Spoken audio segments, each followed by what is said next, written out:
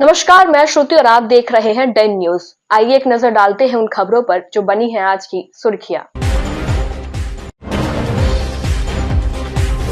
दरभंगा के किसान सलाहकार की हत्या कर अपराधियों ने शव को मुजफ्फरपुर में फेंका। पुलिस कर रही है मामले की जांच।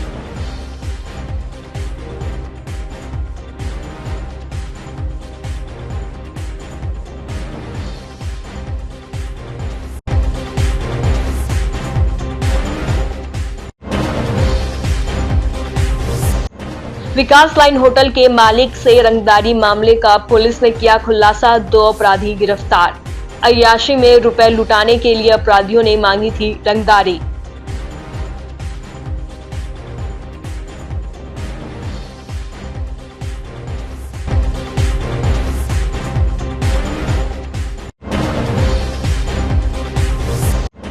और बीपीएससी अभ्यर्थियों के समर्थन में बिहार बंद का दिखा मिला जुला असर। जुलूस निकालकर जाप नेताओं ने सरकार के खिलाफ किया प्रदर्शन।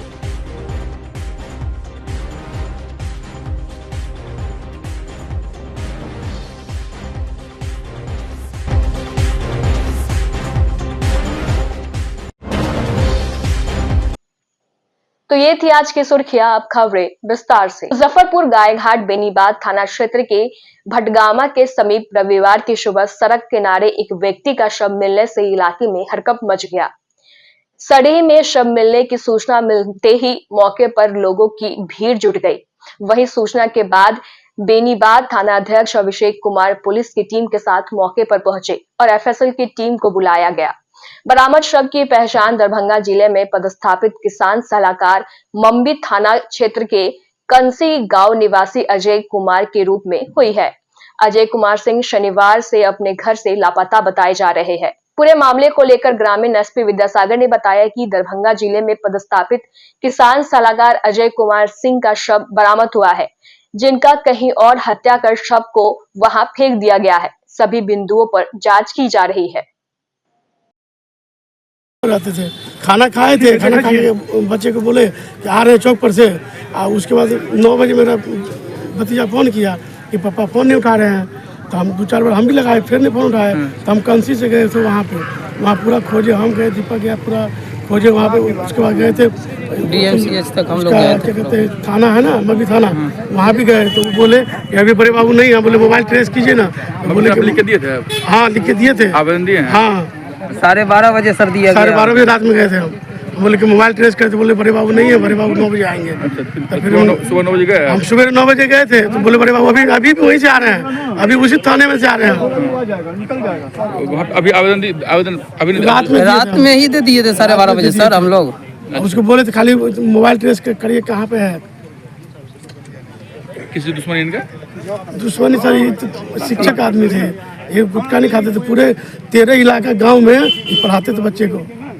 मिली है और उसमें हम लोग अनुसंधान कर रहे हैं और पोस्टमार्टम के लिए भेज दिया उस डेड बॉडी को। ये मब्बी, दरभंगा में मब्बी थाना अंतर्गत इनका घर है और उनका पहचान उनकी हो गई है।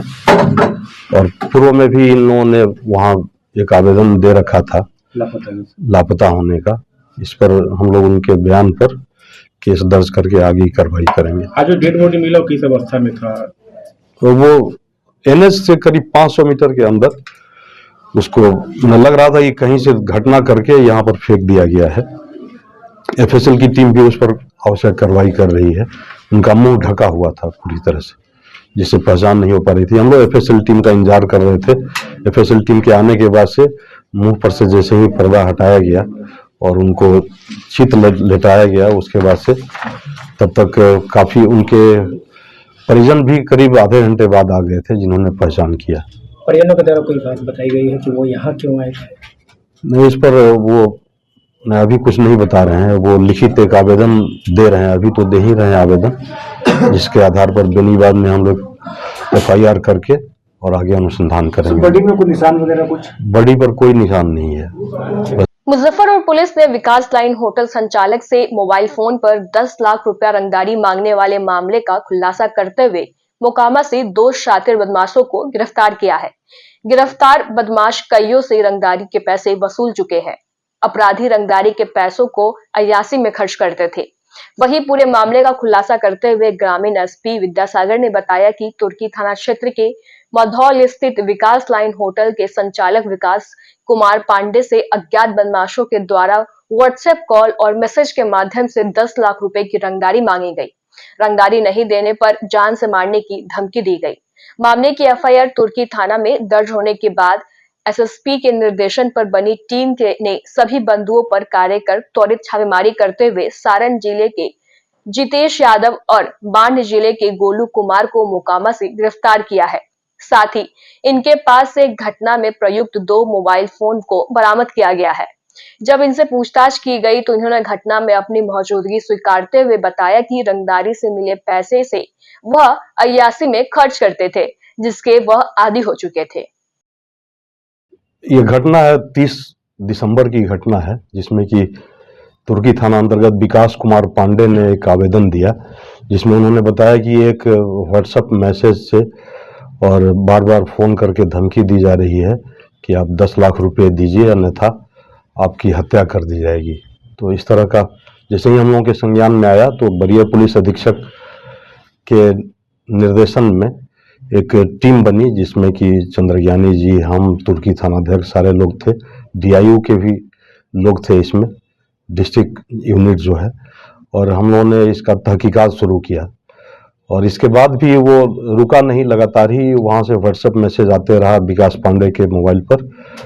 और एक मोबाइल जो कि 8797 और 527053 ये मोबाइल था, जिसका कि हम लोग तहकीकात कर रहे थे। तहकीकात के क्रम में हम लोगों ने पाया कि ये फर्जी सिम है और जिस सिम का उपयोग किया जा रहा है इसका कोई आगे पीछे नहीं था। फिर हम लोगों ने वैज्ञानिक अनुसंधान किया, तुर्की थानाध्यक्ष वैज्ञानिक अनुसंधान करते करते और ये पहुंच गए मोकामा में, जहां से ये फर्जी सिम लिया गया था वहां से पूछताछ की गई। फिर वैज्ञानिक अनुसंधान किया गया डीआईयू टीम द्वारा, और इसका जो रियल में जो था, जिसके मैंने कि मोबाइल में इस सिम का प्रयोग करके करता था, मैंने कि ये समझिए कि वैज्ञानिक अनुसंधान जो कि आप लोगों से शेयर हम लोग नहीं कर सकते हैं।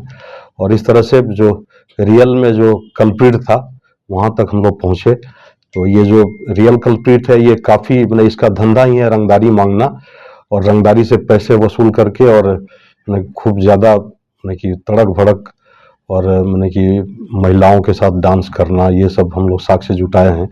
काफ़ी रंगदारी मांगने वाले पैसे से ये अपना भयानक अय्याशी करते थे।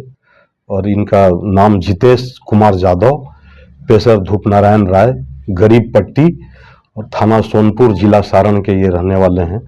और ये मोकामा टाल में एक अलग एकदम सुनसान जगह पर अपना जगह बना करके इस पर हम लोग और भी काम कर रहे हैं। शायद हो सकता है कि और भी जगहों से रंगदारी मांग करके और वहाँ पर वसूला जाता होगा। और वहाँ इनका एक साथ में एक पार्टनर था जो कि सहभागिता है, वो भी इसमें कोई एक्यूज है, गोलू कुमार। हम लोगों ने प्रथम रूप से जो तहकीकात किया है, गोलू कुमार जो मोकामा का ही रहने वाला है, धर्मपट्टी का, उसको भी हम लोगों ने इस कांड में गिरफ्तार किया है और इसको आगे हम लोग आगे की कार्रवाई कर रहे हैं। राणा गैंग से भी लोग जुड़े हुए हैं क्या? ये राणा गैंग से जहाँ तक जुड़ने की बात है तो वो एक हम लोगों के पास एक छोटा सा साक्ष्य मिला है कि छोटू राणा के साथ इसका एक फोटो है, लेकिन ये स्वीकार नहीं कर रहे हैं। इनका कहना है कि हम किसी राणा को नहीं जानते हैं और इनका ननिहाल हथौड़ी थाना अंतर्गत है। तो इस पर भी हम लोग कार्य कर रहे हैं, अनुसंधान कर रहे हैं। गिरफ्तारी कहाँ से हुई है सर? गिरफ्तारी यहाँ से काफ़ी दूर से हुई है, जो कि हम लोग आपसे शेयर नहीं कर सकते हैं। इन लोग का क्रिमिनल रिकॉर्ड भी है कुछ पहले से? क्रिमिनल रिकॉर्ड्स हम लोग खंगाल रहे हैं, लेकिन प्रथम दृष्टया लग रहा है कि इनका गोरख धंधा ही था कि जहाँ तहाँ से रंगदारी मांगना, और ये विकास पांडे से भी रंगदारी मांग रहे थे। लेकिन इनको तुर्की थाना की टीम द्वारा, और जिसमें राधे श्याम सिंह और इनके साथ और भी लोग थे, ये सब लोग मिल करके इनकी गिरफ्तारी की। मांगी गई थी, क्या उनसे पहले से जान पहचान था इन लोगों का? नहीं, कोई जान पहचान नहीं है। विकास कुमार पांडे से भी पूछताछ की गई, क्या इस नाम के किसी व्यक्ति को आप जानते हैं? उनके द्वारा इनकार किया गया है। पूर्णिया सांसद राजेश रंजन उर्फ पप्पू यादव ने बीपीएससी की 17वीं पीटी परीक्षा रद्द करने की मांग को लेकर छात्रों के समर्थन में 12 जनवरी को बिहार बंद का आह्वान किया था। इस दौरान रविवार को छात्र युवा शक्ति मुजफ्फरपुर बिहार के द्वारा बिहार बंद के दौरान वेद प्रकाश के नेतृत्व में दर्जनों की संख्या में आरडीएस कॉलेज के गेट के पास से जुलूस निकाला गया। जुलूस आमगोला के रास्ते कल्याणी जवाहरलाल रोड होकर टावर चौक पहुंचा, जहां जुलूस में शामिल लोगों ने बिहार सरकार और बीपीएससी के अध्यक्ष के खिलाफ जमकर प्रदर्शन किया। इस दौरान वेद प्रकाश ने कहा कि पप्पू यादव के आह्वान पर संपूर्ण बिहार बंद बुलवाया गया था। इसी क्रम में मुजफ्फरपुर बंदी भी आयोजित किया गया है। यदि सरकार री एग्जाम नहीं लेती है तो आगे चरणबद्ध आंदोलन करेंगे। मौके पर राकेश कुमार गुड्डू, प्रभात रंजन झा, आशा देवी, संजीव निराला, मणिशंकर कुमार, चितरंजन कुमार सहित युवा शक्ति से जुड़े दर्जनों लोग मौजूद रहे।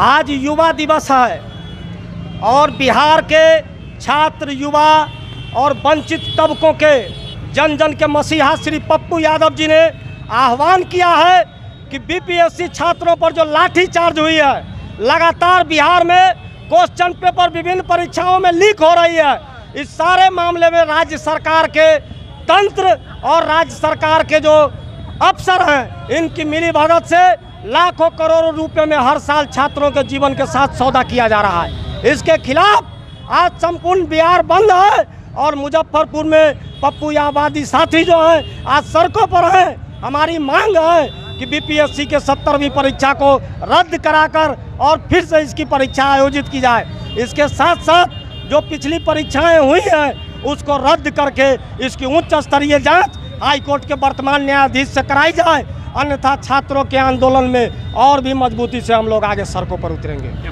बिहार में बंदी है, जो 17वीं बीपीएससी की जो परीक्षा है, उस परीक्षा में जो घोर धांधली है, और धांधली ऐसा है कि बीपीएससी का अध्यक्ष जो है सो लगता है सलवर गैंग का मौसेरा भाई है।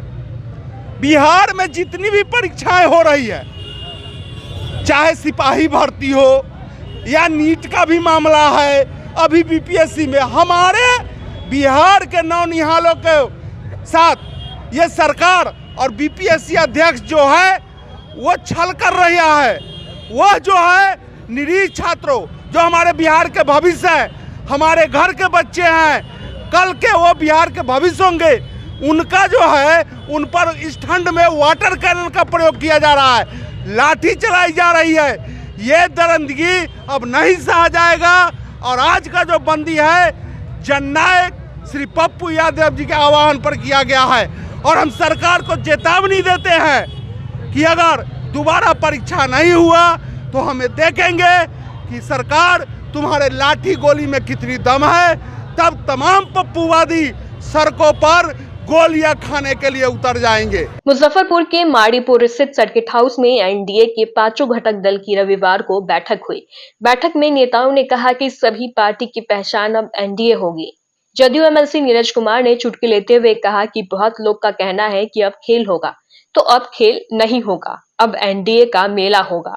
एनडीए ने सभी दलों के प्रदेश अध्यक्ष दिलीप जायसवाल, उमेश कुशवाहा, राजू तिवारी, अनिल कुमार, मदन चौधरी सभी लोग मकर संक्रांति के कल होकर बगहा से यात्रा की शुरुआत करेंगे और क्रमशः सभी जिले में सम्मेलन करते हुए 18 जनवरी को मुजफ्फरपुर क्लब में बड़ी सभा की आयोजन की जाएगी। इस सम्मेलन में सरकार की उपलब्धियों की चर्चा की जाएगी। लोक जनशक्ति पार्टी रामविलास हमेशा से इस बात में विश्वास रखती है कि समाज के अंतिम पायदान का विकास कैसे हो, समाज के उस अंतिम आदमी का मुख्य धारा से कैसे जुड़ाव हो जो समाज की मुख्य धारा से कोसों दूर थे। इन्हीं परिकल्पना के साथ इस पार्टी की स्थापना हुई थी। हमारे पार्टी के संस्थापक पद्मभूषण स्वर्गीय रामविलास पासवान जी का एक स्वप्न था। उस स्वप्न के साथ इस पार्टी ने अब तक का ये रास्ता तय किया है। आज पिछले 28 अक्टूबर को बिहार के माननीय मुख्यमंत्री नीतीश कुमार जी ने जो एक रेखा खींचा, ये एनडीए मतलब 5 उंगली, ये उंगली अब अलग अलग नहीं रहेगा, ये सारी उंगलियां अब बंद होंगी और एक मुट्ठी बनेगा। मुट्ठी किसके खिलाफ बनेगा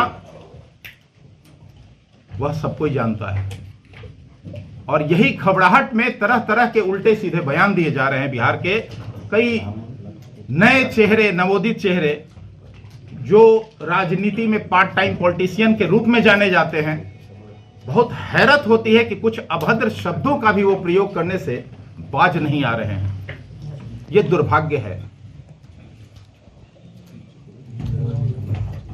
हम सम्मान नहीं दे के सम्मान पा सकते हैं क्या? ये एक बड़ा यक्ष प्रश्न है। आज एक दल ने सारी हदें पार करते हुए विश्व के एक सबसे बड़ी पार्टी और हम एनडीए के घटक दल के साथ जो बर्ताव किया है वह बेहद शर्मनाक है। मैं लोक जनशक्ति पार्टी रामविलास की ओर से और आज एनडीए की इस बैठक में इस कड़े शब्दों का प्रतिकार करता हूं, कड़ी प्रतिक्रिया जाहिर करता हूं और चेतावनी देता हूं कि तेजस्वी जी, आप अपनी योग्यता और शिक्षा का इस तरह से प्रमाण मत प्रस्तुत करें कि पूरा देश में बिहार का नाम शर्मसार हो। और बिहार का जो गौरवशाली इतिहास था, जो स्वर्णिम इतिहास था, वो कहीं ना कहीं धूमिल हो। आज पूरे देश में यह चर्चा का विषय बना हुआ है कि विश्व की एक बड़ी पार्टी के साथ इस तरह के अभद्र शब्दों का ट्वीट करके प्रयोग किया जाना, मैं समझता हूं कि इससे बचकाना हरकत और कुछ हो ही नहीं सकता है। यह उनके शिक्षा का प्रमाण भी है। मैं आप लोगों के माध्यम से पूरे बिहार की जनता को कहना चाहता हूं कि 9वीं पास से बिहार नहीं संभलेगा। यह घर सबका साथ सबका विकास वाला नहीं है। यह घर परिवार के साथ और परिवार के विकास वाली पार्टी है। इससे कोई उम्मीद ना करें। आज इन्होंने प्रूफ कर दिया। आदरणीय लालू जी के टाइम में जब वो सत्ता के सिंहासन पर आसीन थे, उन दिनों को आप याद कर सकते हैं कि खुलेआम दलितों का नरसंहार होता था और सत्ता के संरक्षण में खुलेआम अपराधी बेलगाम घूमते थे। 2005 के पहले कौन सा उद्योग बिहार में फैल गया था, यह किसी से छुपी हुई नहीं है। अपहरण, लूट, हत्या यह एक उद्योग का रूप ले लिया था।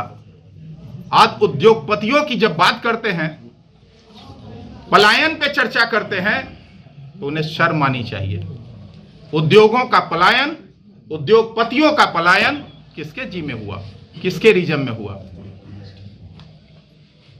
आज कई कंपनियों का विनाश करने का किसे ठिकरा है? किस पे जिम्मेवारी तय होनी चाहिए?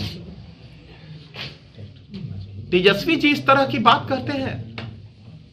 तेजस्वी जी गाली बकते हैं सार्वजनिक तौर पर।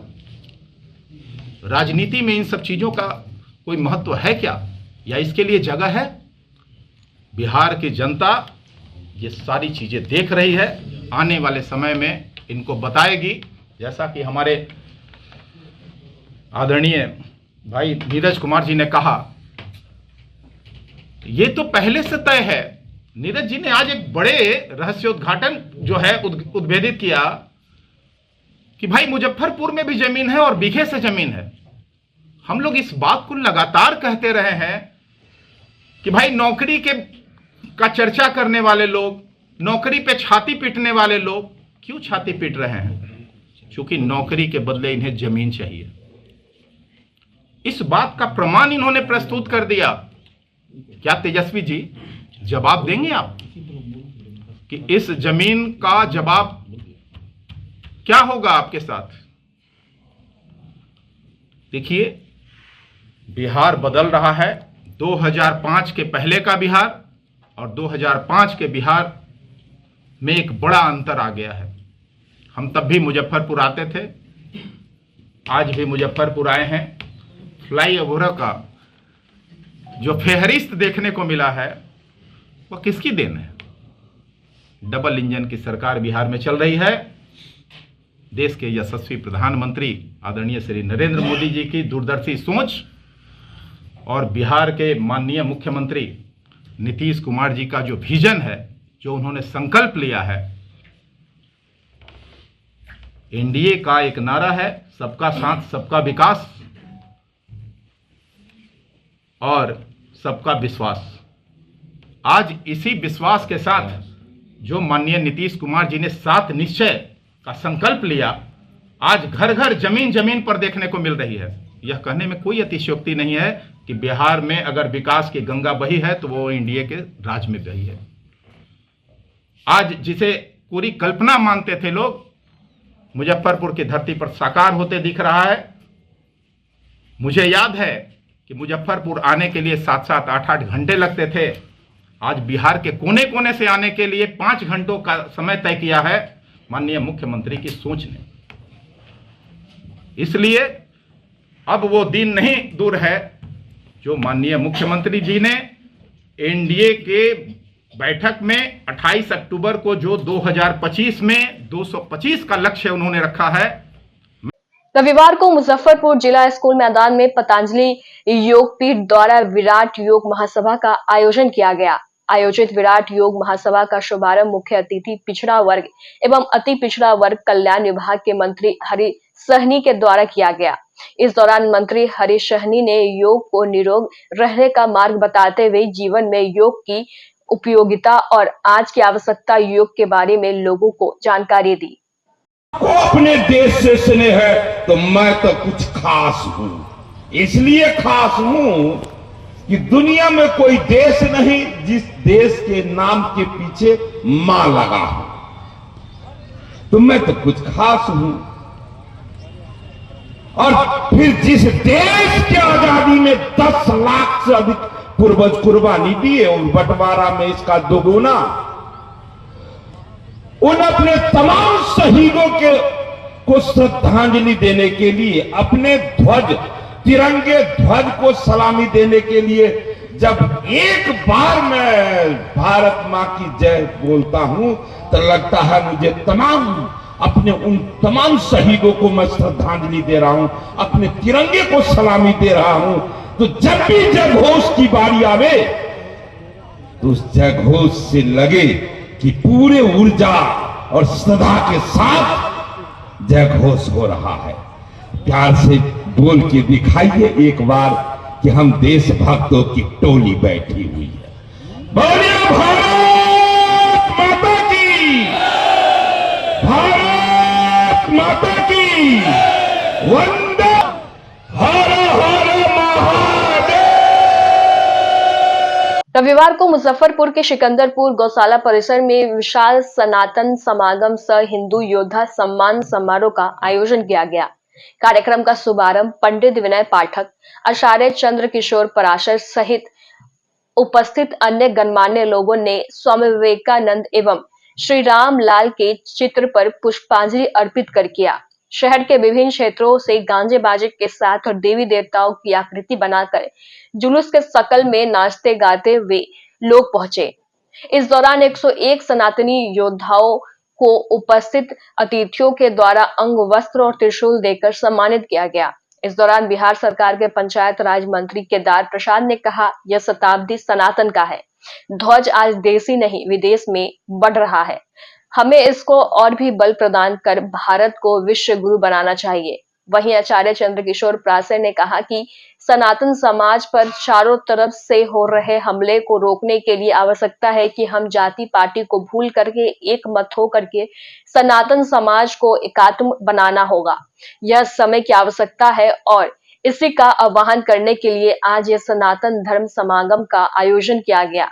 मौके पर कार्यक्रम संयोजक वैभव मिश्र, डॉक्टर विजेश कुमार, शुभम कुमार, हरिमोहन चौधरी, अनमोल कुमार सहित काफी संख्या में लोग मौजूद रहे।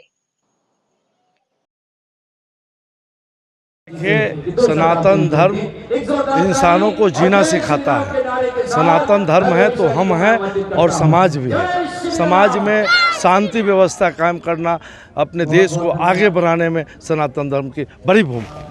आनंद जयंती के अवसर पर सर्व हिंदू समाज मुजफ्फरपुर के तत्वावधान में हम लोगों ने सनातन धर्म समागम का आयोजन किया है, जिसमें जिला के शहर के विभिन्न वार्डों के साथ साथ ग्रामीण क्षेत्र से भी विभिन्न प्रखंड से विभिन्न आकृति बनाकर गाजे बाजे के साथ और पूरे उत्साह के साथ सनातनी भाई बहन यहाँ पर आए हैं और यहाँ संदेश दिया गया है कि बटोगे तो कटोगे और एक जात पात को छोड़कर एक बनने का भी संदेश दिया गया है और यही संदेश हमारे लिए हमारा प्रयोजन भी रहा है और इसी संदेश के साथ साथ 101 सनातनी योद्धाओं को अंग वस्त्र और त्रिशूल देकर सम्मानित किया गया है। इसके साथ ही हम लोगों ने संकल्प लिया है कि विशेष रूप से लव जिहाद की घटनाएं मुजफ्फरपुर में बहुत बढ़ रही हैं और धर्मांतरण की घटनाएं बढ़ रही हैं। धार्मिक जो हिंदू मठ मंदिर हैं उन पर खुले रूप में विरोधियों के द्वारा उन पर आघात किया जा रहा है, उन पर हमले किए जा रहे हैं। हम सभी एक होकर इस जो सनातन विरोधी शक्ति है उनका सामना करेंगे और हम लोग ईंट का जवाब पत्थर से देंगे। देखिए, हम लोग का सबसे बड़ा उद्देश्य ये है कि हिंदू जो सोया हुआ है उसको जगाना है और जय श्री राम का नारा लगाते हुए आज जो भीड़ हुआ है उसके लिए मैं तमाम शहरवासी को तहे दिल से धन्यवाद और आभार व्यक्त करता हूं। और सबसे बड़ा कि मुजफ्फरपुर बाबा गरीबनाथ के धरती पे जो आज हुआ ये कार्यक्रम, ये कभी इससे पहले नहीं हुआ था और काफ़ी संख्या में हमारे हिंदू भाई बहन और मंत्रीगण और जो हमारे शहर के वरिष्ठ लोग हैं सबको ही आए हैं, उनका बहुत बहुत धन्यवाद करते हैं। बैनर पे एक लाइन लिखा हुआ है, बटेंगे तो कटेंगे, इसका क्या कुछ? देखिए, तो साधारण सी बात, अगर बटिएगा, जैसे ये उंगली अगर एक जगह है तो मुट्ठी है और छितर गया तो ये उंगली है। इसका मतलब यही कि एक रहो, बटोगे तो कटोगे, सटोगे तो सेफ हो। सबसे बड़ा उद्देश्य ये है। लेकिन इतना बड़ा कार्यक्रम ऑर्गेनाइज किया गया लेकिन हिंदू का जनसंख्या दिख रहा है, बहुत कम दिख रहा है। देखिए, जनसंख्या तो है, ये कारण जो भी वो लोग नहीं चाह रहे हैं, नहीं हो पा रहे, जागरूक नहीं हो, लेकिन जागरूक होंगे। मेरा भी नाम अभिषेक पाठक है और हम एक एक हिंदू को जागरूक करके दिखाएंगे मुजफ्फरपुर के धरती, बाबा गरीबनाथ के धरती पे। मुजफ्फरपुर के रामबाग स्थित मौलवी इरसा शाह बाग कब्रिस्तान में रविवार को कमेटी के लोग ने बैठक की। इस दौरान शब बारात की तैयारियों को लेकर चर्चा हुई। बताया गया कि शब बारात की रात सभी लोग अपने पुरखों की कब्रों पर जाते हैं और उनके हक में उन सभी के लिए दुआएं करते हैं। कब्रिस्तान के सेक्रेटरी मोहम्मद फुलबाबू ने बताया कि 15 फरवरी को शब बारात है, लेकिन अभी तक निगम प्रशासन द्वारा कोई साफ सफाई नहीं करवाया गया। एक निगम का स्टाफ था, उसको भी यहाँ का जमादार इधर उधर भेज कर काम करवाता है, जिसके कारण सफाई नहीं हो पाता है। जंगल बड़ा हो गया है, अगर स्टाफ रहता तो जंगल बड़ा नहीं होता। 18 बीघा में कब्रिस्तान फैला हुआ है, यहाँ एक स्टाफ परमानेंट चाहिए। उन्होंने निगम प्रशासन से साफ सफाई की मांग की। रामबाग मौलवी इरसा शाह कब्रिस्तान से जो है बोल रहे हैं। मेरे कब्रिस्तान का हाल है सर, देखिए जरा, ये देखिए जंगल, बड़े बड़े जंगल है, बड़े बड़े जंगल। दीवार का हाल देखिए, वो टूटे हुए हैं, छोटे पड़े हैं, बस हो गए। अब जो है सो इसके दीवार की वजह से कुत्ते फान के चले आते हैं। कब्र का हाल जब आप देखिएगा तो आपके रोंगटे खड़े हो जाएंगे। कब्र खन देता है, कब्र साफ नजर आता है, मुर्दे साफ नजर आते हैं। और क्या कहा जाए, मामला ये है कि जंगलों का, कि जंगल में अगर थोड़ा बहुत मेहनत करने के लिए जाइए, सफाई के लिए, यहाँ सांप महाराज लोग रगड़ देते हैं, अब भागना पड़ जाता है। और नगर निगम से तो कोई मदद ही नहीं है बॉस। नगर निगम से कुछ स्टाफ मिलता है जो परमानेंट है, उससे भी प्रभु क्षमा चाहते हैं। आप लोग कभी देखिए रामबाग मौलवी इरसा शाह कब्रिस्तान की तरफ आके, अरे बड़े पुण्य होंगे आपको। कभी आइए, देखिए जंगल के हाल, चारों तरफ फैला हुआ है जंगल। हमारे शब बारात आ रहे हैं, ये साल का एक ऐसा महीना आता है कि सारे लोग आते हैं कब्रिस्तान में। मौलवी इरसा साहब रामबाग कब्रिस्तान में हम लोग सेक्रेटरी हैं और यहाँ के साफ़ सफाई में हम लोग लगे हुए रहते हैं। साल में एक मरते 15 फरवरी के शब बारात है, उसके साफ़ सफाई में हम लोग लगे हुए हैं, लेकिन नगर निगम से हम लोग को कोई सुविधा नहीं मिलता है। हम हर वार्ड से एक एक बंदा मांगते हैं नगर निगम के सफाई के लिए, और वो आता भी है लेकिन कभी कतल नहीं आ पाता है, इसलिए हम लोगों को जंगल साफ नहीं होता। और परमानेंट एक यहाँ स्टाफ है, उसको भी यहाँ के इंस्पेक्टर जो है इधर उधर भेज के काम करवाता है, इसलिए जंगल बढ़ जाता है। अगर वो ना जाए तो हम एक स्टाफ से भी काम कर सकते हैं, लेकिन एक स्टाफ से इतना बड़ा लगभग 18 बीघा के प्लॉट है कब्रिस्तान, एक आदमी से तो होता नहीं। एक आदमी का अगर परमानेंट अगर नगर आयोग हम चाहेंगे तो हो सकता है, इसलिए कि हम लोग का प्रार्थना है नगर आयोग से कि एक लेबर और बहाली किया जाए। वार्ड पार्षद से आप नहीं बोले? वार्ड पार्षद से हम गए बोलने के लिए, लेकिन वार्ड पार्षद कहता है कि नगर आयोग का काम है, मेयर का काम है, ये लोग कर सकते हैं, मेरे हाथ में कुछ नहीं है। इसलिए हम नगर आयोग को प्रार्थना करते हैं कि आप कोशिश कीजिए कि इसमें वो लेबर और बहाली किया जाए। घना घना जो जंगल है उससे कब्र खनने में कोई समस्या? हाँ, जंगल इसलिए है कि भैया कब्र खनने में होता है कि सांप बिच्छू आ जाता है, इसलिए लोग इसमें आने से कतराता है, इसलिए साफ सफाई होना जरूरी है। लोग आता है फातिया पढ़ने के लिए बाप दादा के पास, तो उसमें जंगल के कारण बाहर से बाहर लोग फातिया पढ़ के चल जाता है। हम चाहते हैं कि अपना जाए सफाइयत हो और कब्रस्तान पर अपने बाप दादा के कब्र पर जाके फातिया पढ़ सके। देखिए, ये मौलवी ईसा साहब बाग कब्रिस्तान रामबाग है। यहाँ पे जंगल का बहुत बड़ा समस्या है। यहाँ पे जो है बार बार नगर निगम को अभी हम 15-20 दिन से जो है हम बोल रहे हैं, अंचल प्रभारी हमारे 5 के जो हैं उनको, कि भाई आप हर वार्ड से काट के हमको 1-2 लेबर दीजिए, क्योंकि 18-20 बीघा का ही प्लॉट है। ये 1 दिन में सफाई नहीं हो जाएगा। इसके लिए जब तक आप लेबर नहीं दीजिएगा, बॉबकट नहीं दीजिएगा, मशीन नहीं दीजिएगा, वो कहते हैं अजय जी प्रभारी हैं उनसे बात कीजिए, उनको बोलिए। वो कहते हैं कि बुआ आज यहाँ नहीं है गाड़ी, वहाँ है, वहाँ है, वहाँ है, भेजेंगे, नहीं भेजते हैं, समझ गए। जिसके कारण है कि आगामी 15 फरवरी को यहाँ शब बारात है, समझ गए। और अभी तक हमारे यहाँ सफाई का हाल देख लीजिए, पूरा गंदा गंदा बना हुआ है, समझे। ये बहुत बड़ा समस्या है, क्योंकि अगर नहीं होगा तो फिर शब बारात कैसे होगा। जिसके लिए हम नगर आयुक्त को भी एक आवेदन दे रहे हैं, समझ गए। दिए थे पहले भी, एक और देने जा रहे हैं, समझ गए, लेकिन कोई सुनवाई हमारे ऊपर नहीं हो रहा है, समझे। दूसरा, आवाम से हम गुजारिश करेंगे, क्योंकि हमने नगर विधायक से भी कहा था कि यहाँ की बाउंड्री की समस्या बहुत ख़राब है, उनको बुला करके यहाँ पर हम लोगों ने अवगत भी कराया, दिखाया था सब चीज़।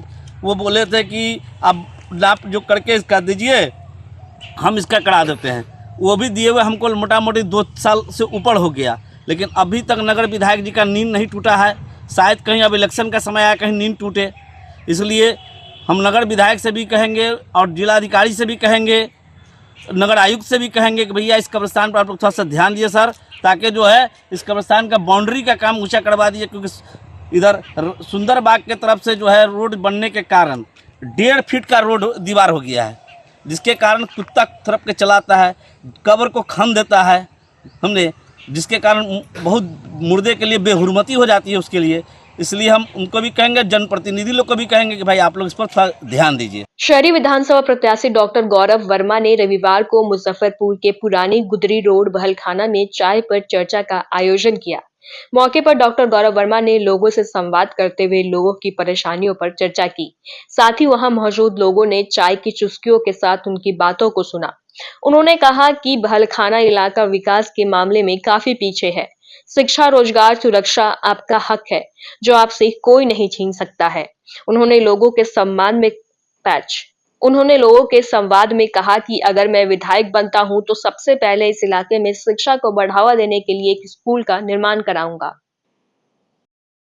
अगला संस्करण बहलखाना रोड में, मुजफ्फरपुर पुरानी बाजार गुजरी रोड में, बहलखाना रोड में आज नगर निगम ऑफिस के पास यहाँ पे किया गया। काफी उत्साह देखा गया यहाँ पे लोगों में, और यहाँ पे बहुत सारी समस्याएं हैं।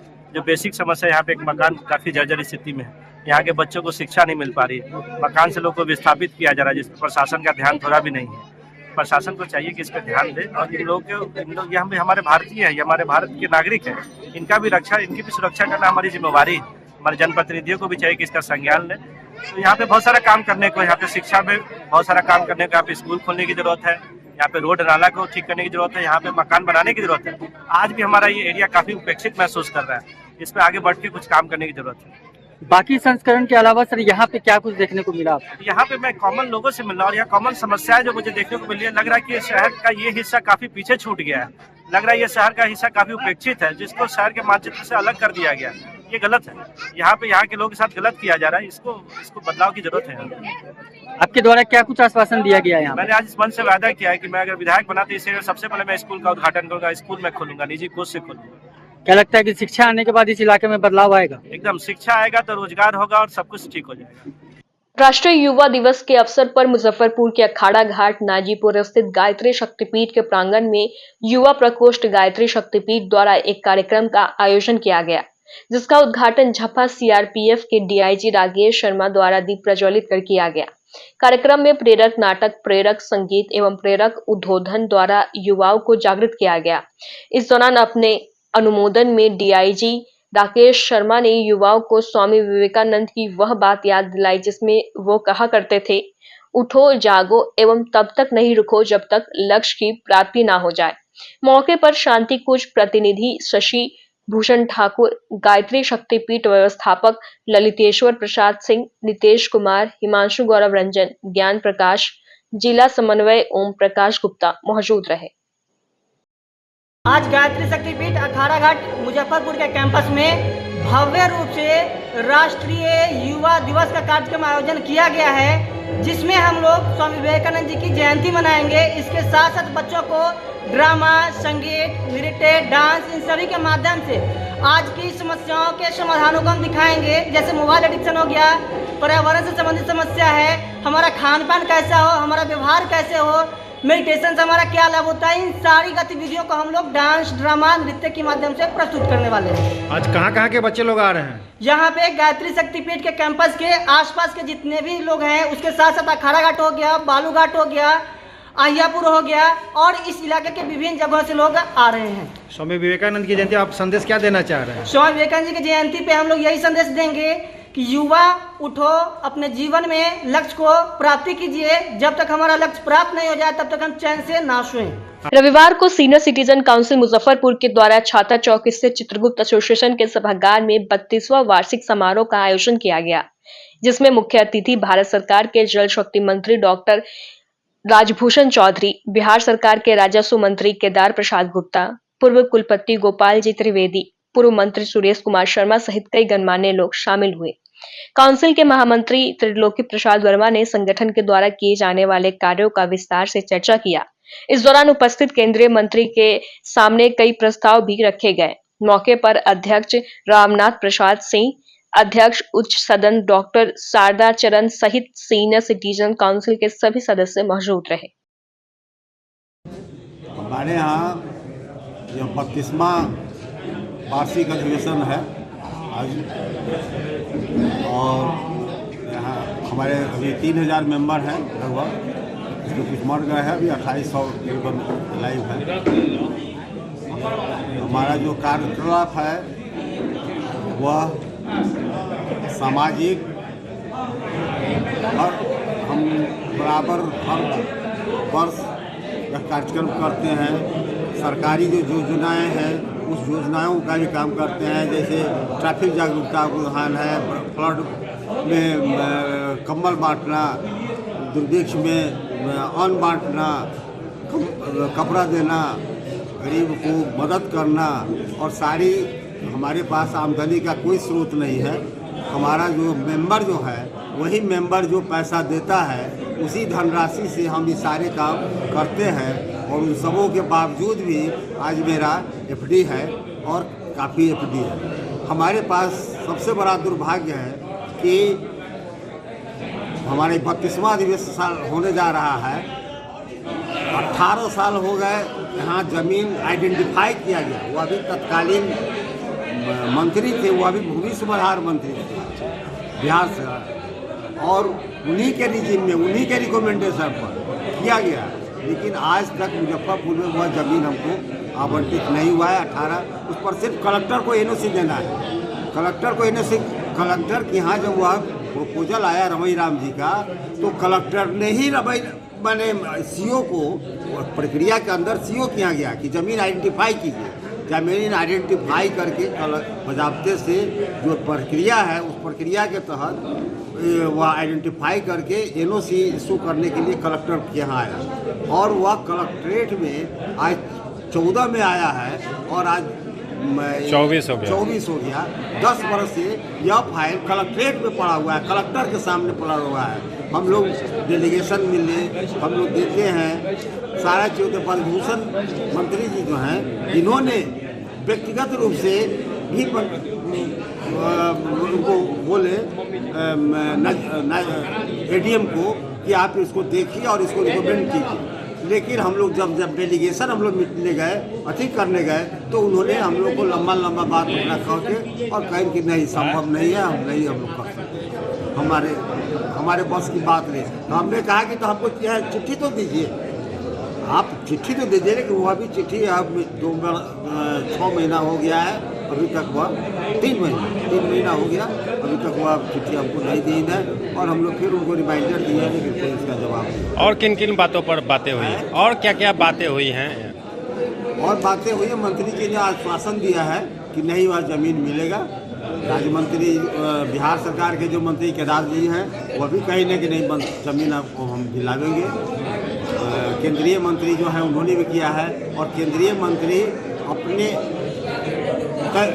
स्तर से सरकार को, भारत सरकार को प्रधानमंत्री से डिस्कस करके और सारी कहानी उनको बताए हैं, और उसी क्रम में उनकी भी इच्छा है कि यहाँ एक वृद्धाश्रम बने।